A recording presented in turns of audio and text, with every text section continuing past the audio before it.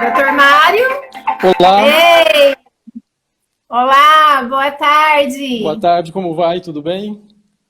Tudo bem, e o Tudo em senhor? ordem. Eu tentei acessar pelo computador, mas não teve jeito. Tem que ser pelo celular mesmo. Ah, eu acho que então é por isso que estava não podia, que eu podia convidar o senhor. O senhor está me ouvindo? Exato, no positivo. Eu só consigo ver o seu convite pelo aplicativo no celular. Pelo aplicativo no PC eu não consigo, ele não aparece. Ah, o senhor está me ouvindo? Eu ouço bem. E você me ouve? Tudo bem. Sim, tá perfeito. Ótimo. Ótimo.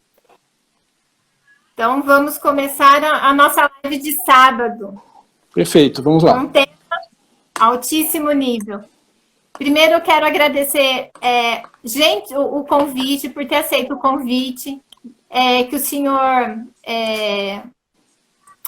tão gentilmente aceitou como colega da Comissão de Direito Portuário e Marítimo da OAB do Distrito Federal. E assim a gente vai manter as discussões de altíssimo nível.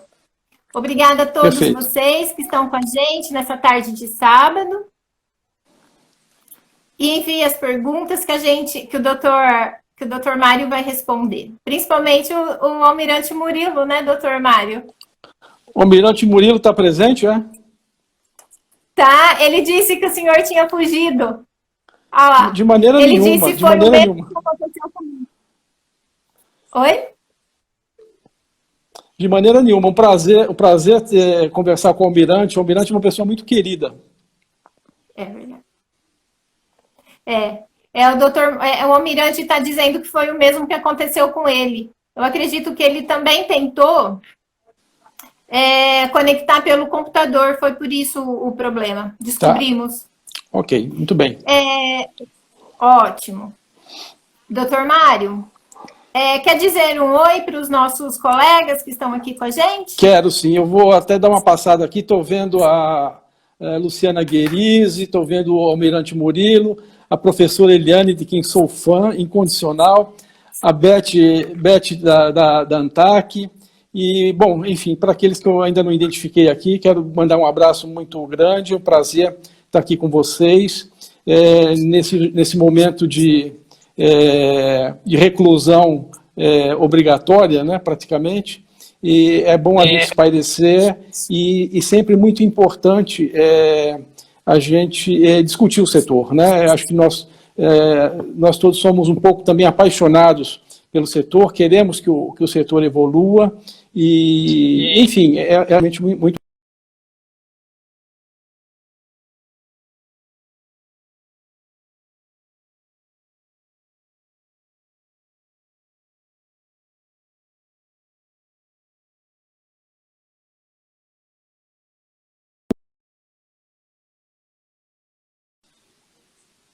Pois não?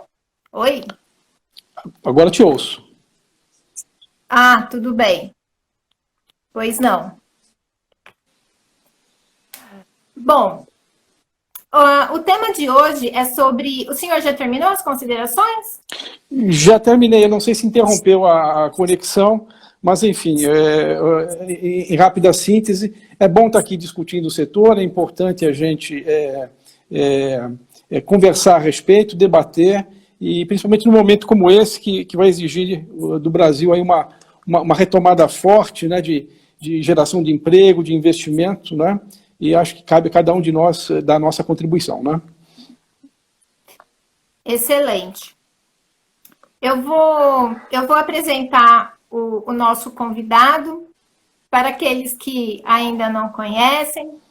O Dr. Mário Povia esteve como diretor-geral da ANTAC nos biênios de 2014 a 2016 e também agora de 2018 até fevereiro do corrente ano, agora, 2020. Esteve ainda como superintendente de portos da ANTAC, presidente do Conselho da Autoridade Portuária, o CAP, do Porto Organizado de São Sebastião, representou a ANTAC na missão de Singapura e Doha, representou também a ANTAC no encontro da OCDE, Paris, França, diretor institucional da ANER, Associação Nacional dos Especialistas em Regulação, diretor científico e tecnológico da ASANTAC, Associação dos Servidores da ANTAC, graduado em Direito e Engenharia Operacional Elétrica, MBA pela FGV em Regulação de Serviços Públicos e pós-graduado pela Universidade Mackenzie em Direito Processual e do Trabalho e também Administração de Empresas. Possui artigo publicado pela revista Síntese. O tema de hoje é sobre regulação e controle externo. Doutor Mário, para a gente iniciar, a gente traz que o TCU tem exercido a fiscalização sobre regulação e normas regulatórias. Há questionamento sobre a competência regulatória. Está havendo, nesses casos, uma substituição indevida do regulador pelo controlador. A Corte de Contas, ao exercer a fiscalização, não extrapola sua competência de maneira a funcionar como uma instância de revisão regulatória? Doutor Mário, gostaríamos de ouvi-lo a respeito. Fique à vontade. Muito bem, eu acho sim que a resposta é positiva em determinadas situações, até porque às vezes a Corte de Contas foi provocada nesse sentido. Preliminarmente, eu acho que seria importante dizer que, vou falar pela ANTAC, evidentemente, pelo período que eu estive na ANTAC, não pela ANTAC, mas por mim, pelo período que estive lá, que o TCU sempre foi um parceiro. Questões envolvendo governança, transparência, se a agência chegou hoje à maturidade que tem, em grande medida, foi por conta de uma contribuição do TCU nesse sentido. E aí eu acredito que não só a ANTAC, mas outras agências reguladoras andaram bem por aí, né? O TCU, enquanto detém essa expertise, né? Até porque tem todo um panorama geral de bons exemplos regulatórios, enfim, contribuiu muito nesse sentido. O problema começa a surgir em questões que envolvem mérito regulatório, né? E começam a surgir divergências em questões como o que regular, como regular e por que regular. O modus operandi e a instrução processual da tramitação de alguns processos no TCU, por vezes nos impediu um correto esclarecimento, né? É bom que se diga que a área técnica da Corte de Contas raramente adentrou no campo regulatório. Os problemas começaram a surgir quando as instruções técnicas acabaram não sendo acatadas pelos ministros relatores. A partir daí, quando você tinha a instrução processual num sentido e a decisão no outro, é que começou a desafinar essa orquestra, né? Nós tivemos, inclusive, algumas decisões de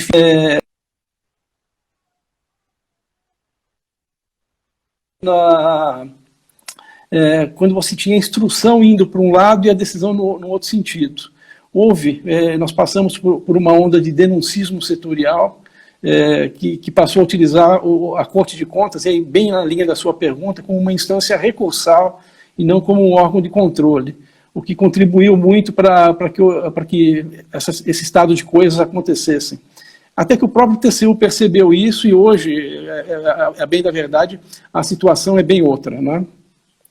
Nós tivemos decisões no sentido de que a regulação estava além do ordenamento legal, ou seja, que a agência estaria extrapolando, né, a sua função de implementar políticas públicas, como se estivesse formulando políticas ao invés do Ministério, né?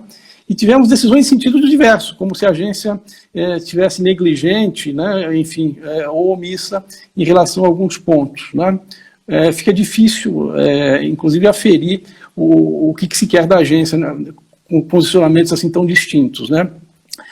Você sabe que os níveis de regulação eles não são disciplinados em lei, não é? A agência pode adotar discricionariamente decisões no sentido de regular com maior ou menor intensidade ou frequência determinada atividade ou matéria. Para isso se vale de estudos, de dados estatísticos, de observações empíricas e da sua própria expertise. Pode, inclusive, optar por não regular, se entender que o custo ou o fardo regulatório é excessivo para um dado nível de retorno. É uma análise basicamente de custo-benefício, né? Mas a incompreensão da opção de não regular gera algum tipo de crítica de negligência ou pior, de captura da agência. Você sabe que, Tânia, que o ambiente regulatório ele é extremamente controverso, dada a presença de interesses conflitantes, né? O usuário, o prestador de serviço e o formulador de política pública. A agência está no meio disso tudo, ela tanto é assim que ela é um órgão de Estado, ela não é um órgão de governo, não é? Então, e também a coisa não se encerra na questão do Tribunal de Contas.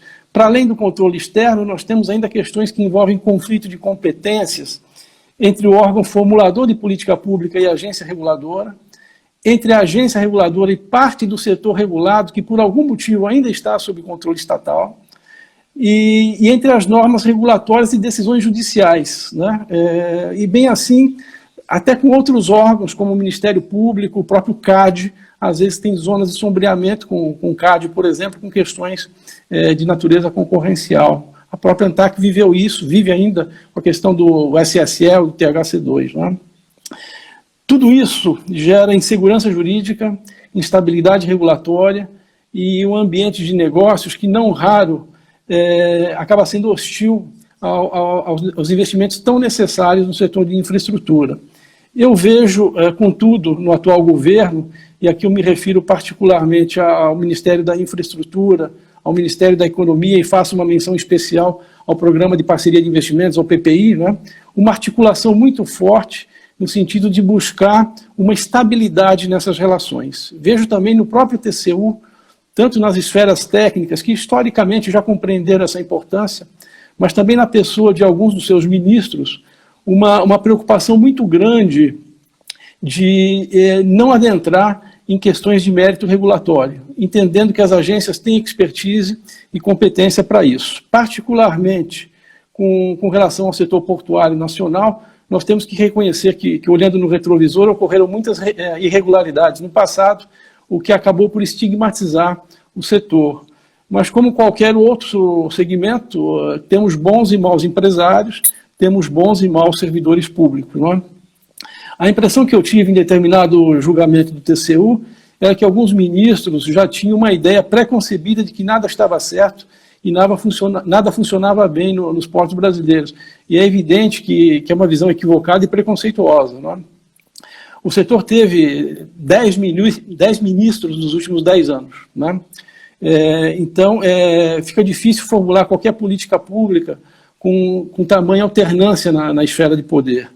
Então, o que acontece? É fácil culpar a regulação por incertezas ou insucessos, mas a verdade que se diga é que a regulação e a própria agência, ela soube defender um modelo de exploração dos portos brasileiros, soube defender políticas públicas de portos e da navegação, e que acho que se alguma coisa correu de uma forma perene nesse tempo todo, foi porque a agência teve aí, como é que eu vou dizer, presente, né? Mantendo aí uma regularidade nesses períodos de instabilidade nos ministérios. Era basicamente, talvez, essa introdução. Eu queria propor, acho que o grande mote aqui da nossa conversa vai ser um bate-papo de perguntas e respostas, e eu não queria me alongar muito nessa introdução, Tânia. Ótimo. Eu tenho aqui uma pergunta que eu gostaria de fazer para o senhor. Ainda dentro dessa introdução, a sobrecarga de controle, o chamado accountability overload, ele pode ser causa de confusão entre a Corte de Contas e a agência reguladora? Pode. Evidentemente que se as visões forem distintas, né, de um lado e de outro, pode ser sim. Nós tivemos que adotar um modelo de contabilidade regulatória bastante denso, dada as competências das autoridades portuárias, talvez mais denso do que desejávamos, né? Exatamente dentro de um menu de determinações que constavam no acórdão do TCU.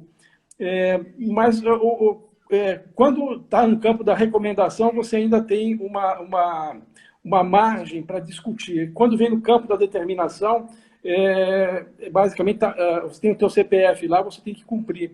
Então, aí, já nessa fase, já não tem muito o espaço para você argumentar. Isso que eu estava falando do modus operandi de alguns processos. Quando o acórdão ele provém de uma auditoria, essa auditoria ela tem um relatório preliminar, há uma discussão prévia. No entanto, quando é uma denúncia, a situação é diferente, né? Acaba tendo um julgamento mais expedito e o processo de manifestação ele fica um pouco prejudicado, principalmente se a decisão for contrária ao que a instrução processual na área técnica, porque você acaba se manifestando em cima de uma instrução que está num sentido e a decisão vem num sentido diverso. Daí surgem realmente alguns problemas dessa natureza. Excelente, doutor Mário. O doutor Gerson Ramos tem uma pergunta. Existem condições de reduzir ao máximo as poligonais ou haverá conflito de interesse entre o ente público e o privado? Não, eu acho que a política pública com relação às poligonais, ela acabou indo muito ao encontro do que o Gerson está falando. Hoje a gente vê as poligonais ficando restritas às áreas primárias do porto, né? E eventual áreas de expansão, e deixando de fora áreas que não têm interesse portuário ou áreas que já de titularidade de terceiros. Então, eu acho que, sob esse aspecto, pelo menos é a política pública que vem sendo adotada nas últimas poligonais, vem muito ao encontro de manter a poligonal restrita a áreas primárias. Excelente, doutor Mário. Pergunta do Almirante Murilo. Órgão de Estado. Sim. O fato da agência, qualquer uma, estar vinculada a um ministério não enfraquece esta condição de órgão de Estado? Eu acredito que não. Vai depender muito do perfil de cada um, de cada diretor, enfim, e da maturidade, do nível de maturidade de cada agência. Porque ela está vinculada, ela não está hierarquicamente abaixo do Ministério. Não é? É uma vinculação por força da matéria, não é? Por força da área de atuação, e não uma vinculação por estar embaixo, né? Estar sob as ordens de. Muito embora a agência reguladora, apesar de toda a autonomia e independência que tem, há dois tipos de decisão da agência que são passíveis de revisão na esfera administrativa. Quando a decisão da agência fere a lei e quando ela não observa a política pública.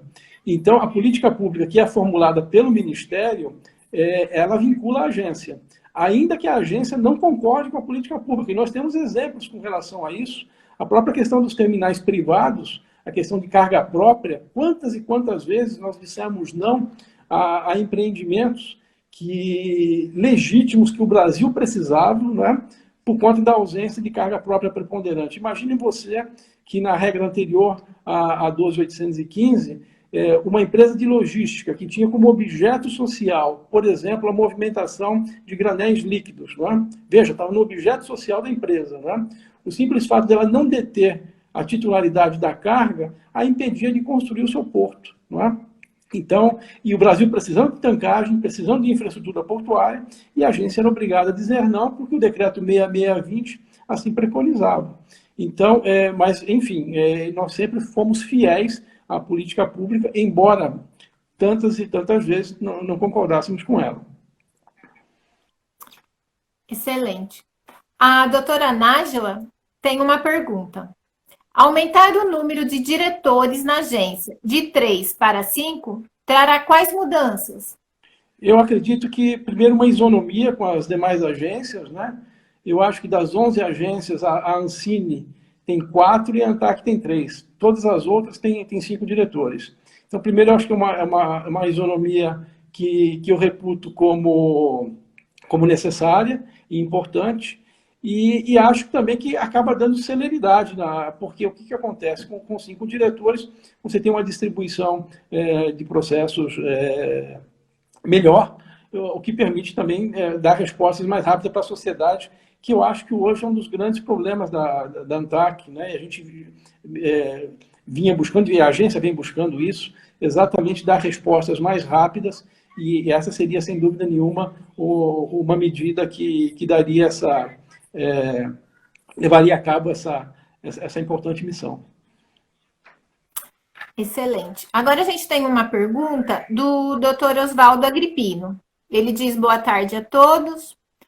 Parabéns ao Mário Povia por discutir tema tão relevante. E aí ele continua com a pergunta. A ANTAC vem avançando. De fato, sem política pública consistente e um Congresso que ainda não compreendeu bem a função do regulador setorial no transporte aquaviário e marítimo. Fica difícil para o regulador. Nesse ambiente, acha que o diálogo institucional pode ajudar na relação da ANTAC com o TCU e o Congresso? Qual o papel da Lei Geral das Agências, especialmente a cooperação do AIR e ARR? Eu não sei se é assim que soletra. Sim. Bom, tem várias coisas aí. Eu acho que... Bom, eu não concordo que hoje não haja política pública. Eu acho que o Ministério da Infraestrutura, a gente tem que fazer justiça aqui ao ministro Tarcísio, que criou, primeiro que montou uma equipe de camisas 10, né? Eu não me canso de dizer isso, é um time muito bom e vem fazendo um trabalho que eu reputo como de excelência no Ministério. Criou, então, a Secretaria, não de portos, de portos e transportes aquaviários, já sinalizando, né, que também daria prioridade à questão da cabotagem, da navegação interior, que é exatamente, talvez, esse aspecto que o professor Agripino tenha dito, né, que nós ficamos, talvez, sem uma política pública nesse sentido. Prontamente, o Ministério empreendeu aí discussões para a chamada BR do Mar, que é uma política pública que vem para o setor de cabotagem, particularmente para o setor de cabotagem de carga geral. É um projeto de lei que deve ser encaminhado ao Congresso nos próximos dias, imagino eu, não é? E que eu acho, sem dúvida nenhuma, uma proposta bastante interessante e inédita. Eu acho que não tivemos isso desde a edição da Lei 9432 em 97. Com relação à navegação interior, penso que em breve teremos alguma proposta de mesma natureza, provavelmente envolvendo o PPI, porque me parece que o modelo de navegação interior, de transformar os nossos rios em hidrovias, né, passa também por um modelo de PPP. E acho que seria fundamental adotar um projeto piloto nesse sentido, e acho que o Ministério está engajado nisso. Então, acho que há política pública, acho que agora dá um pouquinho de tempo para que isso se materialize. E a agência está muito próxima do Ministério nessas questões, isso vem sendo discutido de forma conjunta. A questão envolvendo o Congresso, Tribunal de Contas, nós também temos a FRENLOGE, né, que é uma frente de logística coordenada pelo senador Wellington Fagundes, né? Tem o próprio Instituto, o Almirante conhece bem, o professor Agripino também conhece, e tem sido um fórum, um locus de discussão bastante interessante com relação à alteração de legislação, enfim, de demandas do setor.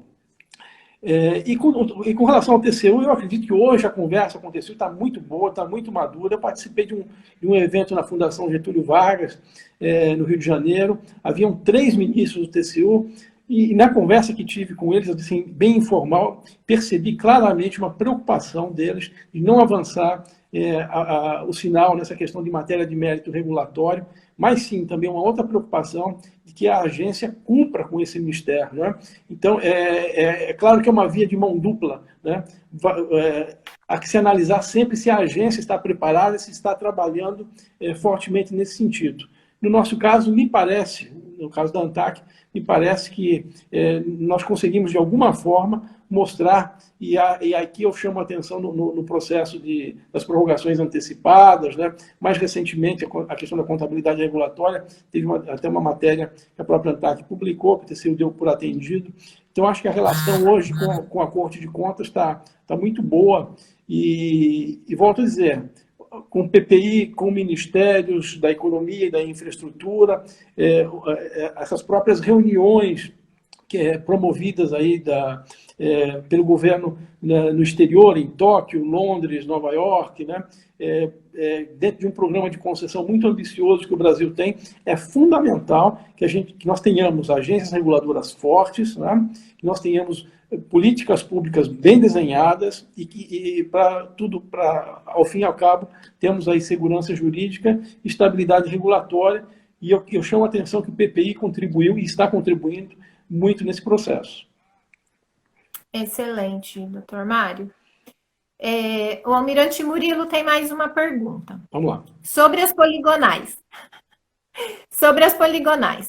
Concordo com o que respondeu no que se refere à parte terrestre. Mas o mesmo não está acontecendo com a parte molhada? Olha, eu sei que é um caso específico e se eu conheço bem o Almirante, ele deve estar se referindo ao caso no Porto do Itaqui, e que é uma questão polêmica e que acho que requer realmente uma análise mais refinada, né? Eu acho que essa decisão não foi tomada ainda, ela está pendente, e acho sim que merece uma boa discussão. Mas, em geral, tirando uma questão pontual, eu não sei se há algum outro caso diferente do Porto do Itaqui, que está com essa mesma dificuldade, mas eu acho que é importante que a gente tenha em mente que deve estar dentro da poligonal as áreas de gestão da autoridade portuária. Áreas que a autoridade portuária não consiga ter gestão, né? ou que fique sob a coordenação de terceiros, eu acho um pouco mais complicado. Acho que a poligonal deve sim, seja na área seca, seja na área molhada, manter a aderência com o que a gente chama de área primária do porto, preservando, repito, áreas de expansão, para que não haja aí terceiros conseguindo a sua titularidade. Excelente. O Eduardo Pessoa, 79, underline 79, pergunta. O Eduardo é o colega da pós-graduação da ANTAC. Conheço o Eduardo. E ele mandou uma mensagem agora à tarde no WhatsApp para fazer uma pergunta para o senhor, mas daqui a pouco ele vai repetir, já no final, eu repito a pergunta que ele fez, que ele pediu para eu fazer para o senhor. Mas ele vai perguntar aqui para nós novamente. Ele e a Beth Thomas. Tá bom. Será que é de caráter pessoal? Tá muito enigmática essa pergunta aí, hein? Vamos deixar para o final. Mas por enquanto ele perguntou. A atual estrutura interna da ANTAC está vigente desde 2014. Na sua opinião, a mudança foi benéfica à agência? E ele continua com a segunda. Quer responder essa ou já faço a segunda? Vamos lá, pode fazer a segunda. Tá. Quais os pontos positivos e negativos da estrutura organizacional atual? Bom, eu acho que foi positivo, né? Antes a ANTAC estava estruturada por áreas, né? Nós tínhamos superintendência de portos, superintendência de navegação marítima, de navegação interior, né? E de administração e finanças. E depois ela passou a ficar segmentada, né? Por atividade. Então, nós ficamos com superintendência de outorgas, de fiscalização, de regulação, de estudos e de administração e finanças. Me agrada mais a atual. Eu acredito que tenha trazido ganhos, muito embora na época, confesso que na época da mudança eu tinha algum receio, mas era uma mudança que já havia se iniciado na diretoria antiga, com a criação da Superintendência de Fiscalização. Nós não tínhamos também muita alternativa para parar no meio do caminho, né? O fato é que as duas configurações, elas têm as suas peculiaridades, mas eu gosto da atual, eu acho que a atual é boa, ela guarda, ela preserva a expertise, não é? E ela permite, talvez, sinergia no que se refere a questões envolvendo bons modelos, né? Então, tem um modelo de fiscalização bom que está sendo utilizado na navegação marítima, né? Vamos trazer esse modelo para portos, né? E vice-versa, né? E isso, idem, vale para a regulação, isso vale para a área de outorgas. Então, permite, talvez, permite uma visão transversal, não é? Dos bons e dos exemplos ruins, de onde não errar também. Então, isso, quando você conversa bem entre as gerências, né? E é possível captar e capturar esses ganhos. Excelente. Mais uma pergunta. Tem várias e várias perguntas. Maravilha. Aqui, Dr. Mário. A.S. Moreira, ele diz, boa tarde a todos. Eu vou ler aqui, o computador está aqui do lado, eu estou lendo por aqui, por isso que eu estou desviando o olhar. Não tem problema nenhum, vamos lá. Tudo bem. A.S. Moreira, boa tarde a todos. Professor Mário, poderia falar sobre a atuação do CONIT em referência ao programa do Ministério de Infraestrutura para melhoria e crescimento cabotagem, em especial do container? Bom, isso está sendo tratado agora. O CONIT foi um órgão que acabou se reunindo pouco, né? E é um colegiado que, enfim, não produziu muito, né? A BR do Mar é hoje a instância onde está se discutindo a política pública para a cabotagem. Imaginou-se inicialmente que poderia ser talvez um decreto, mantendo em totum a política pública da Lei 9432. Depois se pensou numa medida provisória, avançando um pouco com algumas medidas, e por fim, optou-se por fazer um projeto de lei. Houve algumas questões com maior abertura ou menor abertura, com posicionamentos do Ministério da Economia e da Infraestrutura. Acho que se chegou a um bom termo, mas a questão da cabotagem hoje, ela está adstrita à BR do Mar, portanto, dentro do Ministério da Infraestrutura, dentro da Secretaria Nacional de Portos e Transportes Aquaviários. Ela não está sendo discutida num ambiente muito aberto como era o CONIT. A discussão que houve, pelo menos que chegou ao meu conhecimento, foi com o Ministério da Economia. Talvez isso tenha chegado numa discussão junto com a Casa Civil para harmonizar em termos de política pública, mas a discussão sempre num nível muito bom, sempre convergente, né? Todos querendo a expansão do setor no Brasil. O Brasil tem uma costa fantástica de 8.500 quilômetros. Nós temos aí a menos de 300 quilômetros da costa grande parte do PIB brasileiro. Não há razão para movimentarmos cargas aí por 2.000, 3.000 quilômetros pelo modal rodoviário. Então, é fundamental que a gente enfrente as impedâncias que não permitem que a cabotagem evolua no Brasil, muito embora as estatísticas tenham sido muito boas, estamos crescendo a 2 dígitos já há alguns anos, mas ainda podemos crescer mais, e eu acho que a BR do Mar vai ser um instrumento que possibilitará isso. Muito bem. Temos mais perguntas. Adilson Luiz Gonçalves.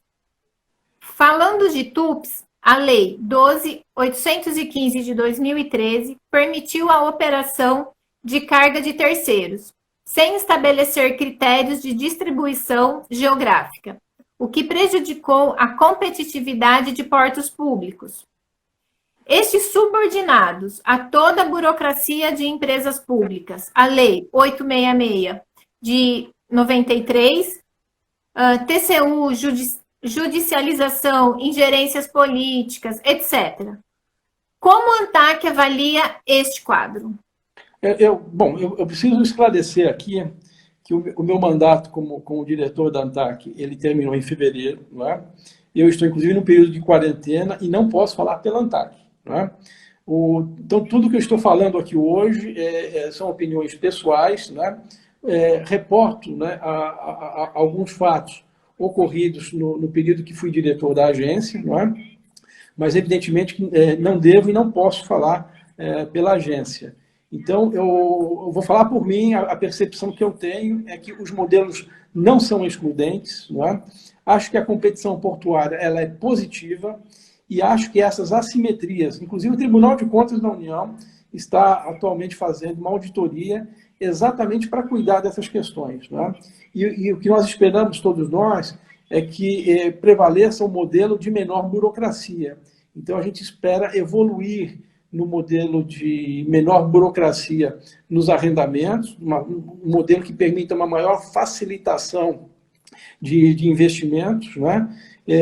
Que empodere mais as autoridades portuárias, descentralize, com respostas mais rápidas. A agência, por sua vez, tem mecanismos para fiscalizar a ação das autoridades portuárias. O Ministério hoje, ele indica a diretoria de docas, né? O Ministério hoje indica o presidente de CAP, o Ministério indica hoje o presidente do CONSAD. Então, não dá para dizer que docas seja algo estranho ao Ministério. Pelo contrário, é um longa-manos do Ministério.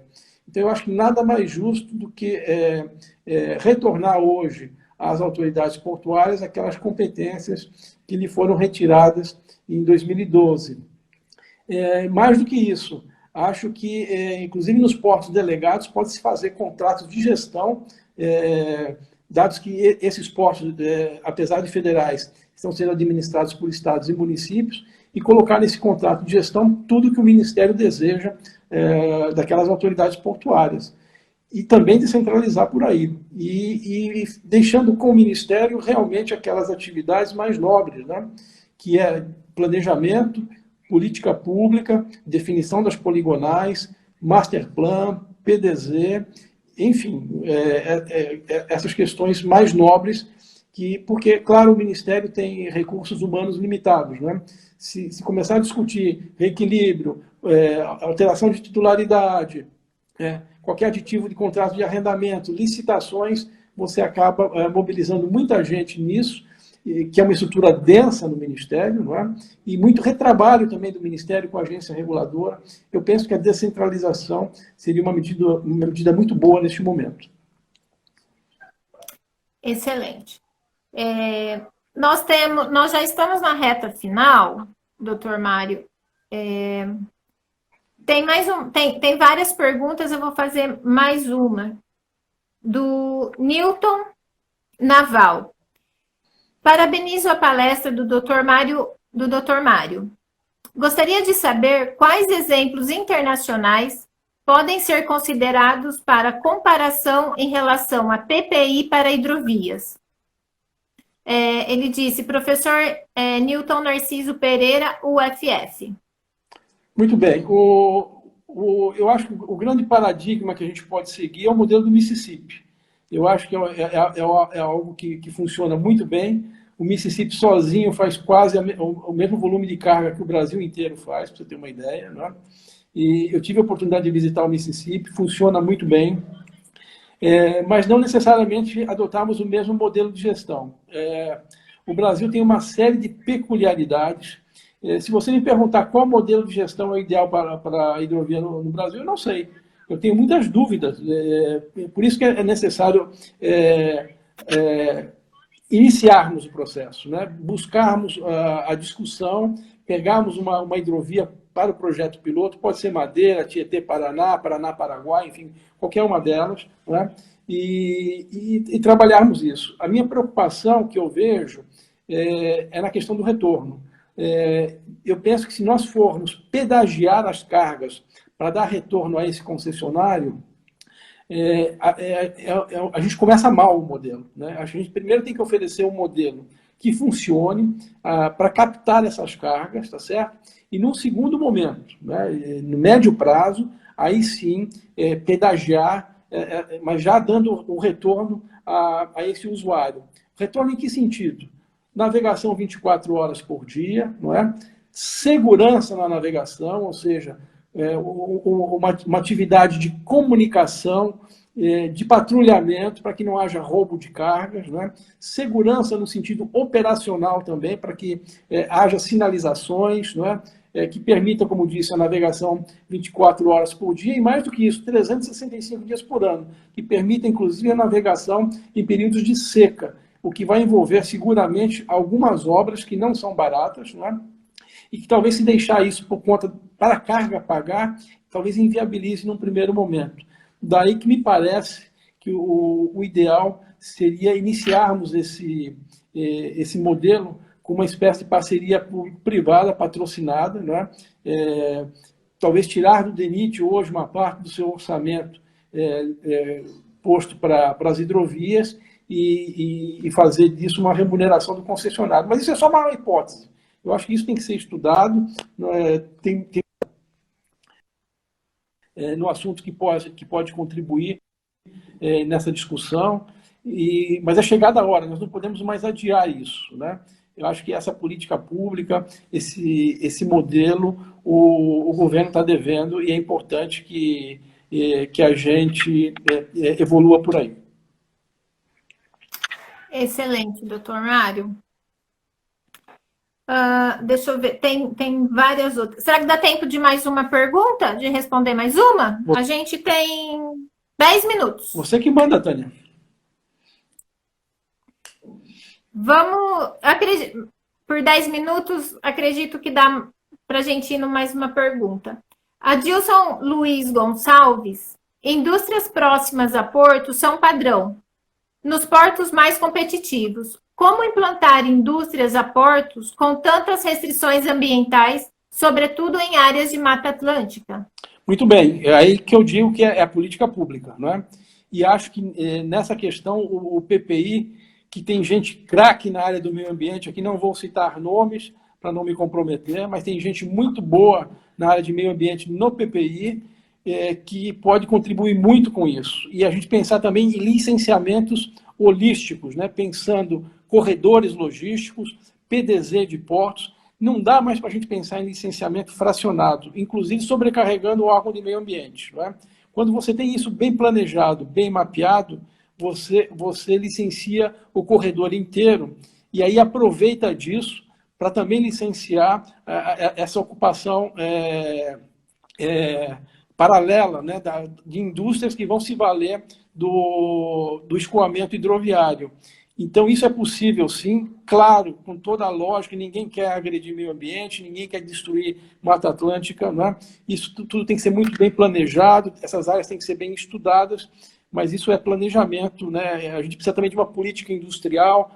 A gente lamenta sempre o que está acontecendo com a indústria naval brasileira, por conta de uma ausência de política industrial. É muito importante que o Ministério de Infraestrutura, o Ministério da Economia caminhem juntos. E eu insisto no PPI e a própria EPL, que tem feito planejamento para todo o setor de infraestrutura. É importante ter o próprio BNDES, não é? É importante ter todo esse núcleo conversando, não é? Porque é daí que sai a solução como um todo. Né? Não dá para a gente pensar em uma política pública e deixar o meio ambiente do lado. Não é? Excelente, doutor Mário. Pelo adiantado da hora, tem algumas perguntas aqui, mas eu acredito que depois a gente pode passar para o senhor e aí o senhor pode responder, ou ainda, como teremos novidades e futuramente, muito em breve, num futuro muito próximo, a gente vai ter novidades com o Dr. Mário Povia pela MLO. As perguntas vão poder ser feitas novamente, né? Em breve. Positivo. Acho que vamos ter uma nova live aí pela frente, né? Ah, sim, sim. Então, a gente agradece mais uma vez por o senhor ter aceito o convite. E a gente pede para quem está nos ouvindo, nos assistindo, que siga a MLO no YouTube. E, como eu disse, nós teremos muitas novidades em breve. Como nós falamos do que gostamos, nós finalizamos bebendo o que amamos, não é? É isso mesmo. Então, eu quero brindar aqui com vocês. Saúde. Mandar um abraço para todo mundo, para a professora Eliane, para o Almirante Murilo, para a Nájila, para Eduardo, para a Beth, enfim, para o Adilson, para todo mundo que contribuiu aí com a gente nessa live. Eu achei o quórum elevadíssimo, esperava. Eu sei que está todo mundo em casa, mas afinal de contas é sábado, né? Mas, Tânia, muito bacana, é sempre bom mandar um abraço para a Luciana também. É muito bom a gente conversar o setor, a gente debater o setor, e é algo, insisto, que a gente faz com absoluto prazer, não é? Como cidadão, como alguém que ama o Brasil e que espera que a gente saia dessa crise mais forte. Sairemos. Dias melhores virão. Saúde, viva! Saúde, saúde. Pessoal, muito obrigada, doutor Mário. Muito obrigada a todos que nos acompanharam até agora, na tarde de sábado. Em breve teremos mais novidades. Nos sigam no YouTube. E até a próxima, doutor Mário. Muito obrigada. Até, um abração. Tchau, tchau. Até, outro. Tchau. Tchau, tchau. Tchau, pessoal.